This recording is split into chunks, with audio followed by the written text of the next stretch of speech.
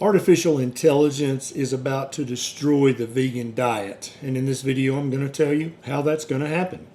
I'm Dr. Ken Berry, a family physician. I've been practicing family medicine for over 22 years and have been a practicing carnivore for over 8 years now. Artificial intelligence, AI, ChatGPT, Gemini, Grok are becoming very, very popular. They're very easy to use, and more people every day are using them to cut through the BS that our life is filled with. And in this video, I'm going to tell you how artificial intelligence is just going to destroy the vegan diet argument. Now, I got this idea from a tweet that my good friend Brian Sanders tweeted. It's actually a tweetorial or a tweet string or a long series of tweets connected, in which he talks more about the environmental side. Are cows killing the planet? Are we taking up too much land with animal agriculture? He destroys those myths using AI. But in this video, I'm going to focus just on diet, nutrition, health, human physiology. So I want you to verify everything I say in this video by going to your favorite AI and typing in the following prompt before you ask the questions. You're going to type in, I'm going to ask you some questions about diet and nutrition.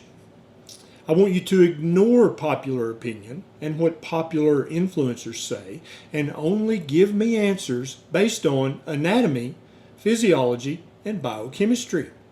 That's the prompt. You put that in first and then you hit enter. And then ChatGPT or whichever one you're using will say, okay, understood, ask me your questions. And then you're going to ask it the following questions. Number one, when I eat meat, does it rot in my colon? If not, then what actually does rot in my colon that is part of the standard American diet? And I'm not going to wait for you to do each one. You can pause this video and do it.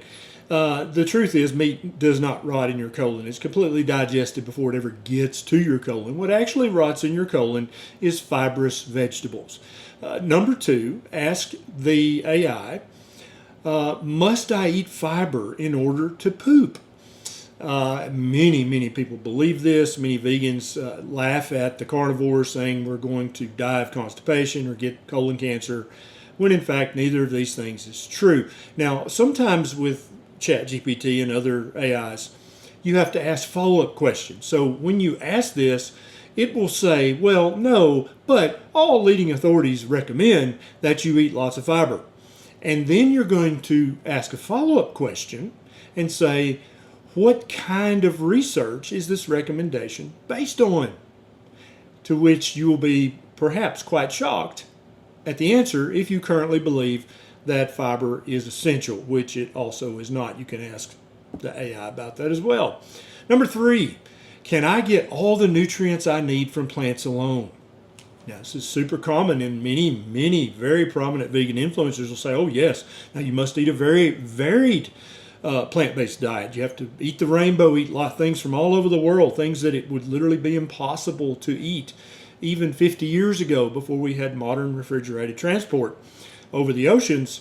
But the answer is a definitive no. You cannot get all the nutrients you need from eating a plant-based diet, even if you pick the most nutrient-dense plants from every continent of planet Earth. You will still have to take a handful of supplements, including B12, retinol, which is true vitamin A, and we'll get to another one about vitamin A in a second, vitamin K2, MK4, DHEA, heme iron, EPA, taurine, carnitine, carnosine, and creatine. You're going to have to take all those supplements plus iodine and probably several more because you just can't get those from eating only plants. Number four, is plant protein just as good as animal protein for building human tissue and human muscle? A lot of vegans, a lot of vegan bodybuilders will say, oh yes it is, but what they don't tell you is that they take tons of amino acid supplements, especially lysine, methionine, leucine. You cannot get enough of those to become very muscular and bulky on a vegan diet. And that's why when you see honest vegans on their YouTube channels, they're almost uniformly cachectic, meaning so slender that it looks unhealthy, because that's the body you get when you only eat plants and you don't take lots of protein supplements, amino acid supplements, branch chain amino acid supplements, and lots of other supplements, including the kind of illegal supplement that many of the vegan bodybuilders take. Number 5 is, does beta carotene from vegetables give you all the vitamin A you need? Because you'll hear, and I have this Twitter argument all the time, there is no vitamin A in carrots or spinach whatsoever. There's no vitamin A in any plant on earth. And a lot of people are like, you're crazy. How many hundreds of times have we all seen the infographic that carrots are a great source of vitamin A? Carrots contain 0 vitamin A. You can also ask the AI unit about that as well. What plants contain is beta carotene, which humans have to convert into retinol vitamin A. Now, some humans can do that okay, but many humans can only convert about 17%. And some humans, depending on which SNPs they have, they can barely convert any beta carotene into actual usable vitamin A. This is a huge problem for vegans. Number 6, can you get enough omega-3 fatty acids from a vegan diet? The answer is absolutely not. And you're like, but I heard that flax seeds and walnuts were a great source of omega-3 fatty acids. They're a great source of ALA. They're not a great source of DHA or EPA, which are the actual omega-3 fatty acids the human body can use and needs. Some people, again, can convert ALA into EPA and DHA, but very many people, if they have the wrong SNPs in their genetic code, are very poor converters. Some people only convert 17%, 15% of the ALA that they eat from their chia seeds and their walnuts. Only 15% of that gets converted into usable EPA and DHA, the actual omega-3 fatty acids the human body's looking for. Number 7 is the iron from spinach, just as good as the iron from red meat. Many vegans would say, yes, absolutely. I know that that's a fact because that vegan influencer that I follow and love, because he's really cute, he said that it was just the same, so I believe it is. Well, you can actually now verify that with your PhD level intelligence that you have in your pocket, in your cell phone. Pull it up, take it out, open up ChatGPT or one of the others and type this question in.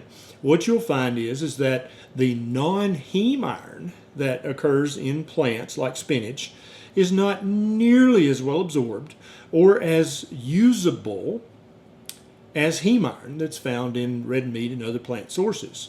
There are many also compounds in plants like phytates, oxalates, lectins that prevent the absorption, that actually bind to the non-heme iron and prevent your body from absorbing it. So although it is true, spinach is full of iron atoms locked up in non-heme molecules that are bound with oxalates, lectins, and phytates.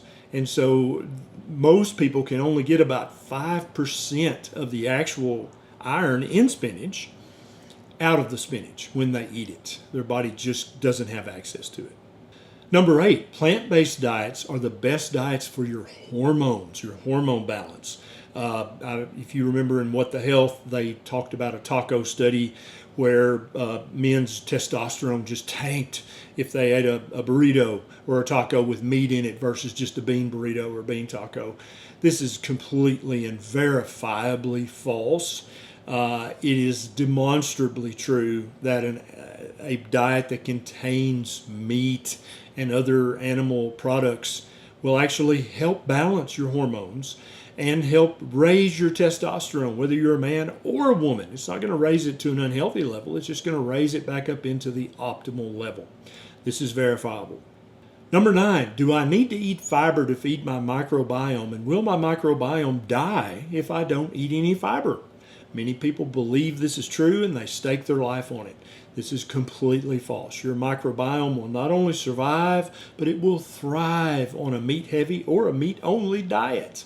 This has been verified by thousands of carnivores who have sent in a stool sample and had their microbiome analyzed by a neutral third-party lab.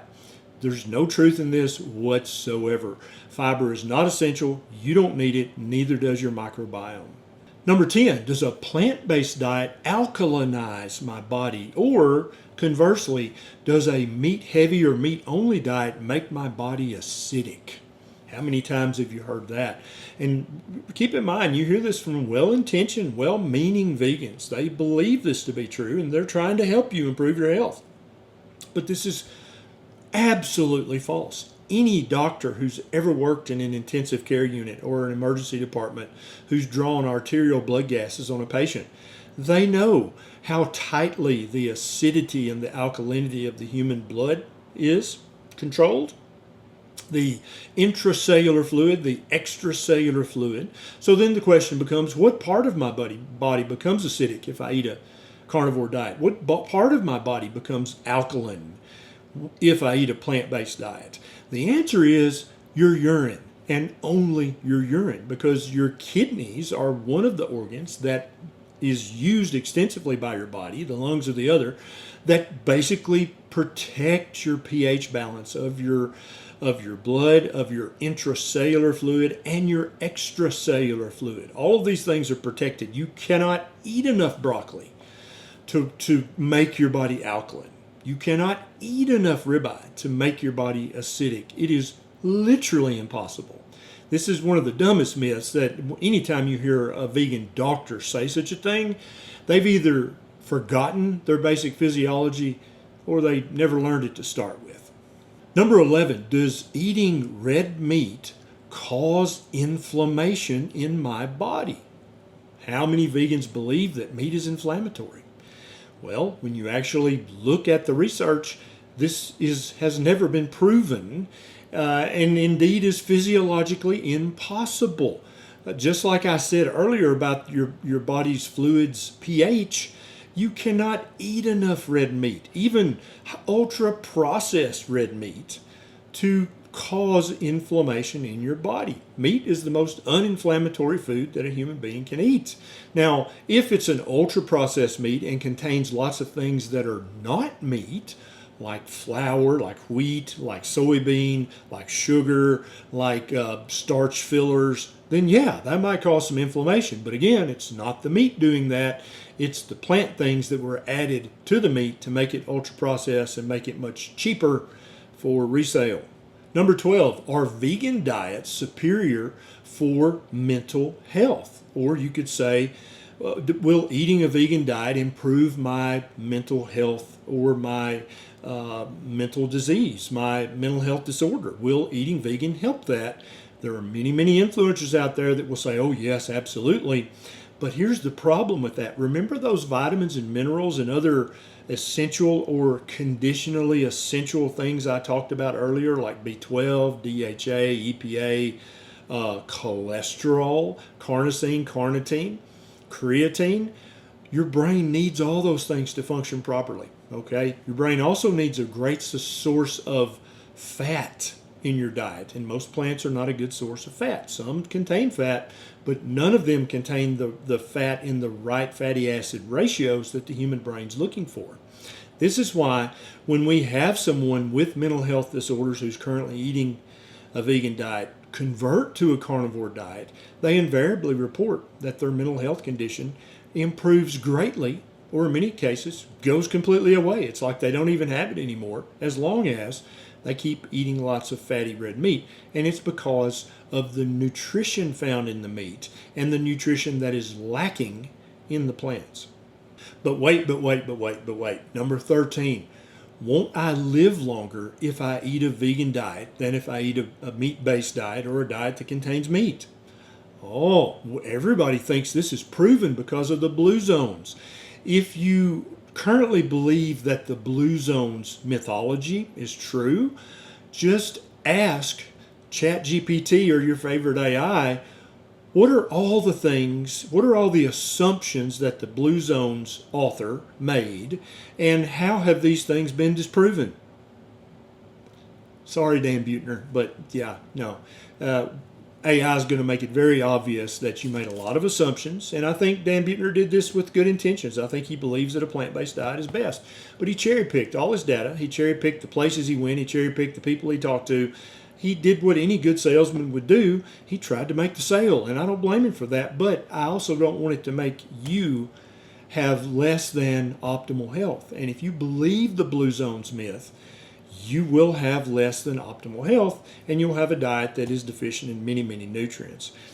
There is no proof that you live longer on a plant-based diet. Any of the longitudinal studies that attempt to show that are confounded by so many different variables that are impossible to correct for. Now, remember, anything I say in this video, you can type in to ChatGPT and say, hey, Dr. Barry on YouTube said the following. Is that true or not true? And it will tell the truth, because you put the prompt in that said, I don't care what the popular opinion is. I don't care what's politically correct. I don't care what the popular influencers say. I want to know your answer based on physiology, anatomy, and biochemistry. Then that cuts through all the BS, and ChatGPT is just going to give you the answer based on, oh, I don't know, science. Yeah, because that's important. Number 14, does B12 actually come from the soil and not from meat? Therefore, if I eat my vegetables dirty, won't I get plenty of vitamin B12? So this is false. B12 is actually made by bacteria. And the reason that meat is so full of B12, is, especially in ruminants, is they're full of bacteria that make B12 and then their body absorbs it. Plants don't do that at all. No plant contains any vitamin B12 at all, anywhere on any continent of planet Earth. Maybe on other planets, but not on Earth. So if you're willing to roll your vegetables around in dirt and poop and then eat them like that, you can probably get enough B12 that way. But if you are like most people and you prefer your vegetables washed, then you're not going to get any B12 whatsoever from any plant. Also, don't eat dirt. It's not good for you. God did make dirt, and dirt don't hurt, but just don't eat dirt for B12. Don't take a supplement for B12. Just eat some meat. It's how we're designed. And finally, number 15, are plants the only source of antioxidants in the human diet? Many people believe that you must eat your plants, your leafy greens, your rainbow of different colors of vegetables to get all the antioxidants you need. First of all, antioxidants are not essential, meaning that you can make your own and you don't need to get any from your diet, and you won't die if you don't eat any antioxidants in your diet. You can look that up and verify that on your favorite AI. So does animal flesh, does that contain antioxidants? Why, yes it does. It contains something called glutathione. You may have heard of that. It is the most powerful antioxidant in the world for human beings. Meat also contains taurine, carnosine, carnitine, and coenzyme Q10, all of which are excellent antioxidants. Now, I hope that this video has helped you. If you are a vegan, please don't take offense at this. I am not trying to offend you. I'm not trying to beat you down. I'm not trying to defeat you. I am trying to educate you and help you, because you are Homo sapiens sapien. You are a human being, and you must eat a proper human diet if you're ever going to realize optimal health. It's just logic. It's just how the world works. It's biology. It's physiology. It's anatomy. I'm sorry. This is Dr. Barry. I'll see you next time.